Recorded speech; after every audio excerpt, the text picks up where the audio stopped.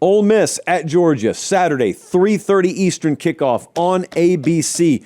This is the moment last year in this game in Oxford, Mississippi, where I thought the Georgia halo sort of started to fade a little bit. Maybe it got dented because Georgia went on to win the SEC championship.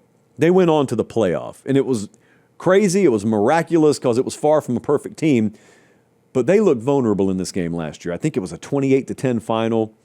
Ole Miss outgained them by like 150 or something like that. Ole Miss outrushed Georgia 134-59 in this game. It looked like there were terminal flaws with Georgia. So all week, if you've been listening to Kirby Smart, he's been stressing home field. We need this to be the best home field advantage we've ever had. Now, you may think to yourself, oh, they probably got a lot of recruits in town.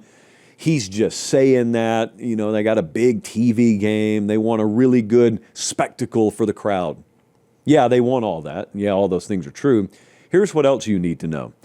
Georgia's been really bad in first halves. They have gotten off to poor starts. Defensively, they have therefore let themselves get put in a hole. They were able to climb out of it against Tennessee. They were not able to climb out of it against Alabama. They got put in it again last week by Auburn and somehow, some way got out of it, but it's a trend you don't want to continue.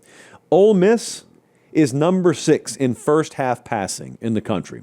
Georgia defensively, first half numbers here, 85th defensively, pass yards per first half. I don't think that's a stat we've ever talked about. They are 130th, are the Georgia Bulldogs on defense, at completion percentage allowed in the first half.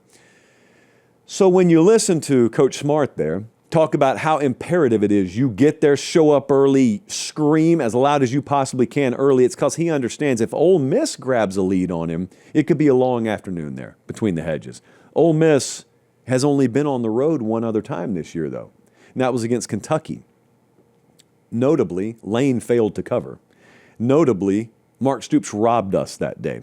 But my point is, it was a competitive game. They didn't pull away. It was a weird-looking point spread. People kind of had to see it to believe it, and they did. So last week, they're coming out of a bye. They got inexplicably pushed to the limit against Washington State, and fairly, people are looking and saying, are they hollow or are they legit? There's a world where that Washington State outcome is a red herring. And then they go get blasted by Georgia, and everyone says, oh, in retrospect, we should have seen it coming. There is another scenario that you know good and well exists where they didn't pay 2 bits of attention to Washington State, and they've been prepping for Georgia for the better part of a month, and it shows Saturday. I think you'll know early on which is which. So last week, Georgia played Auburn, and I asked myself, what kind of clues did that game leave? It was a weird game. Georgia was down 10-0, could have been 17-0, ended up being 10-3 at the half. But Jackson Arnold was 14 of 19, 107 yards, but he ran it 51 yards in the first half. Those are first half numbers. And they controlled the clock. I mean, Georgia at the 2-minute warning portion, inside the 2-minute warning portion, actually, of the first half had run 12 plays. So the game control got away from them. Fortunately, Auburn didn't pull away, and they sat there and complained about officiating in the second half instead of playing football, and Georgia took it from them. Hey, really quick timeout. We'll get right back to the video. Do me one favor. Make sure you're subscribed. It helps us keep the show free. It helps us keep the lights on. It helps us keep doing college football year-round, and we appreciate it. All right, back to the video. Ole Miss has that quarterback run as well. That's an element with Trinidad Chambliss that you come in here with. The difference is, unlike Auburn, Ole Miss has the explosive play capability through the air and on the ground. Auburn 127th in that department. Ole Miss is 6th. So what if you have to play catch-up here against Ole Miss? You sort of invalidate what should be a key edge for you. Because Ole Miss defensively, they are 98th against the run. You should be able to run the ball on Ole Miss. But that's only if you're not down 14 or 17 points. Because if you've got to throw the ball to beat them, to catch up, in other words, if Georgia just puts themselves in that position again, this is a top 30 pass defense. And so, again, first quarter, first half game script as imperative here for Georgia as it will be all year. The Georgia offense, I think, should be able to stay on schedule here. They don't even have to start ultra fast. They just have to start efficiently. Because I think they found something in the second half against Auburn. Stockton also adds the running ability, obviously, for Georgia. The run game for Georgia. Much improved this year. It's not top 10. I didn't need it to be. I just needed it to be serviceable. It has been a serviceable ground game. Ole Miss run defense can be had. If you're not having to come from behind, they can be had here. Ultimately, what this could come down to is, I mean, there's a spot here where when you're facing a run defense like that, I don't care if you're not vintage Georgia. I don't care if Todd Gurley's not on the field. I don't care if multiple future first-round offensive linemen are spread out left or right there. At some point, you just got to remember, man, we're Georgia.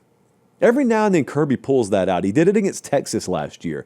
I just call it a we're Georgia game, where every now and then you just have to reassert yourself. Maybe not reassert dominance, although that's the goal, but maybe this isn't a dominant Georgia team, but maybe situationally, there are just moments where you look and there's a key down and you say, that's Georgia. That's Kirby Smart. That's Georgia for you. I think the game will be decided in the red zone. Ole Miss has settled for 3, a little bit too much for my liking so far this year. They're in the 60s in red zone touchdown percentage. Georgia has a top 5 red zone defense. So that's one of those little stat categories. If you're going to pull an upset like this on the road, you need to invert. And the other thing that I think about is this is Trinidad Chambliss's first road start in the SEC. Correct me if I'm wrong, Jesse. He wasn't the one who started that Kentucky game. And so this is it. Like, this is a big ask for a guy going on the road. It's not a vintage Georgia defense. They don't get pressure like they normally do. So maybe he's given time. Maybe he gets confidence early. As you can tell by the inflection points at various parts of this preview, I have mixed feelings about this game. Let's take a look at what the model thinks. FanDuel's got Georgia minus 7.5 right now. We're a little bit shorter than that. Model likes Ole Miss a little bit more. We got Georgia minus 5, and I don't have a strong feel on it. It's a desperation spot for Georgia. It's a classic Ole Miss wants to win, Georgia needs to win type of moment. Same as Red River Shootout last week. Doesn't always guarantee an outcome, but I just, even though I went to this well and lost early on in the year with the Alabama result in Athens, I always default to trusting Kirby Smart in these spots at home, and I will take Georgia to win, but I don't know if this is a pull-away game for them. I really don't.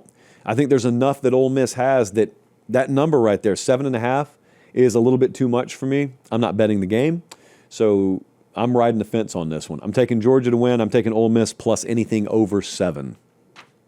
Which FanDuel is giving me right now.